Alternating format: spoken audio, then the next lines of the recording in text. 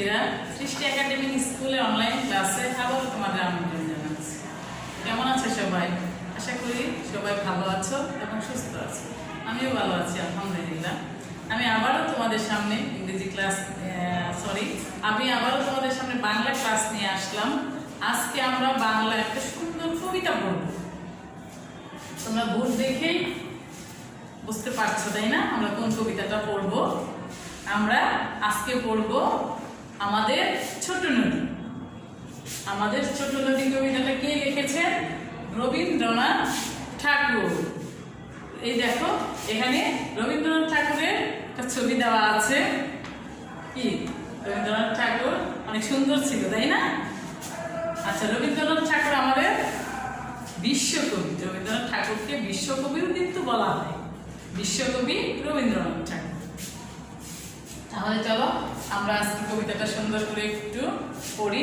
তার আগে তোমরা বইটা নিয়ে বসো, আমার সাথে সাথে কবিতাটা আমি যেভাবে আবৃত্তি করব তোমরাও সেভাবে আবৃত্তি করবে, ঠিক আছে? বইয়ের 32 পৃষ্ঠাটা বের করো, বইটা নিয়ে সামনে বসো। আচ্ছা, তাহলে আমরা কবিতাটা আবৃত্তি করি। চলো দেখো, আমাদের ছোট নদী লিখেছেন কে? রবীন্দ্রনাথ ঠাকুর। আমাদের ছোট নদী চলে বাঁকে বাঁকে, বৈশাখ মাসে তার হাঁটু জল থাকে। আমাদের ছোট নদী চলে বাঁকে বাঁকে মানে কি? একে বেঁকে চলে। দেখো এই যে এখানে একটা ছোট নদী আছে, এটা কি ছোট নদীটা একে বেঁকে যাচ্ছে তাই না?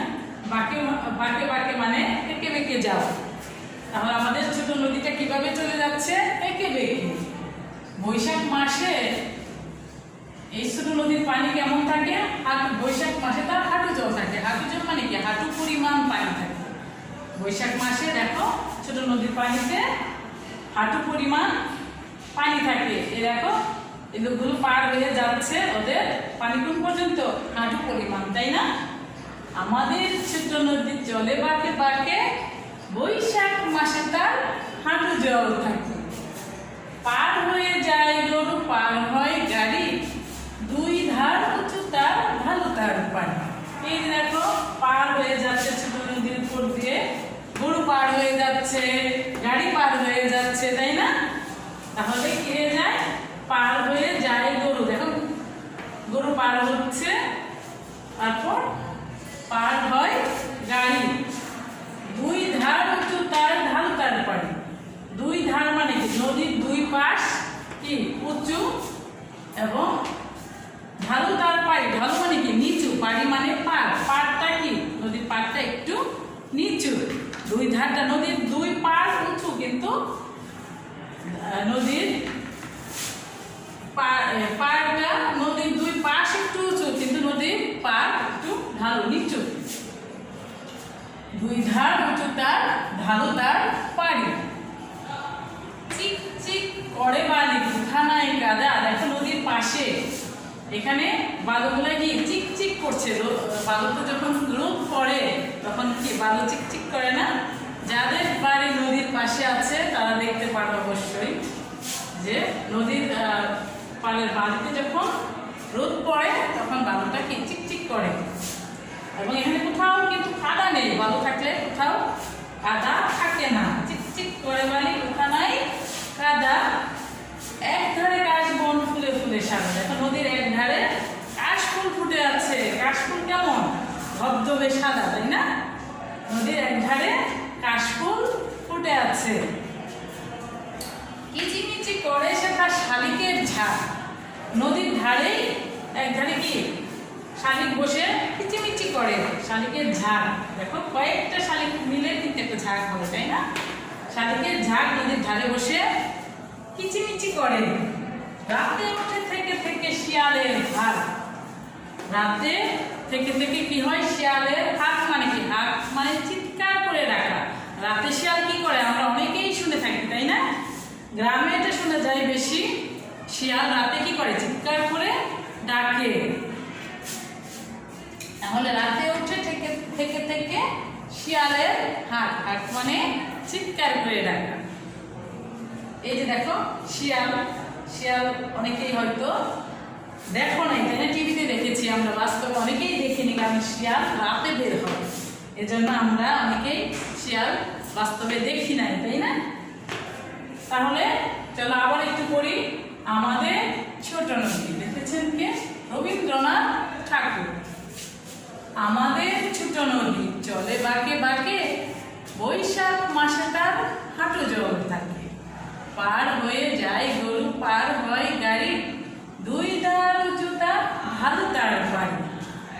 কিচিমিচি করে চিকচিক করে বালি, উঠা নাই কাদা, এক ধারে কাশবন ফুলে ফুলে সাদা।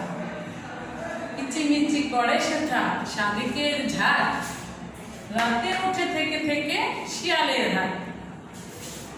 দেখো তোমরা যখন কবিতাটা লিখবে, আমাদের খাতা কিন্তু পাশে মার্জিন টেনে তারপর কবিতাটা লিখবে। মার্জিন টেনে কবিতাটা লিখবে মাঝখানে, এবং কবিতাটার একটু নিচে একটু ছোট করে কবির নামটা লিখতে হবে।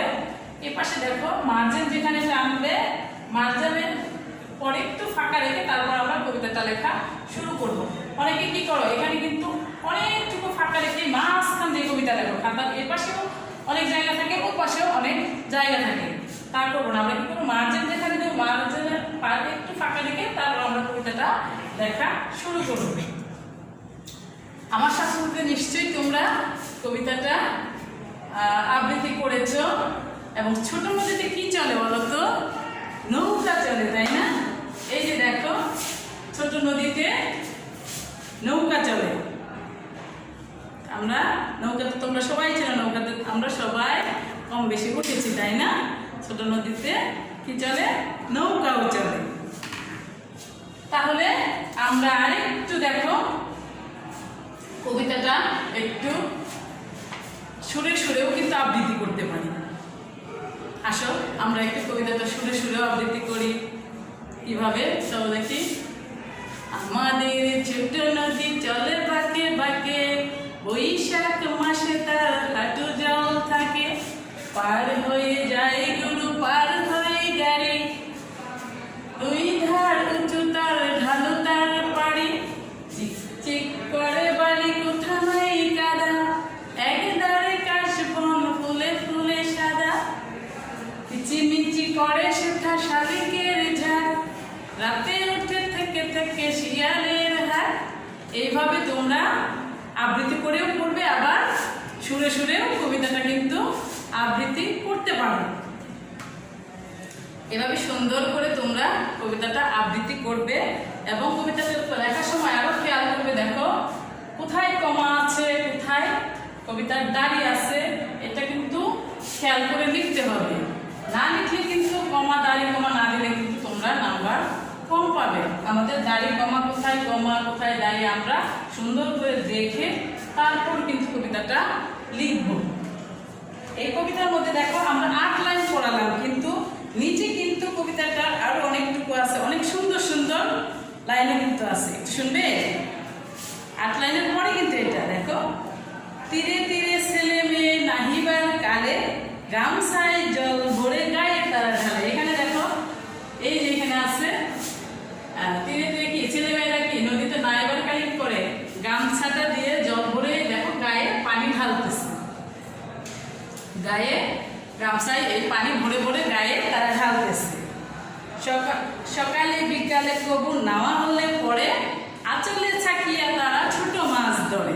সকালে বিকালে নাওয়া মানে কি? গোসল। গোসল করার পরে কি করে দেখো, এই যে আঁচলে ছেকে ছেকে ওরা কি করতেছে? ছোট মাছ নদীর থেকে ধরছে। আঁচলে ছেকে ছেকে ছোট মাছ নদী থেকে ধরতেছে। তারপরে কি? আষাঢ়ে বাদল নামে নদী বড় বড়, মাতিয়া ছুটিয়া চলে ধারা করো করো। দুই কূলে বনে বনে পড়ে যায় সারা, বর্ষার উৎসবে জেগে ওঠে পাড়া।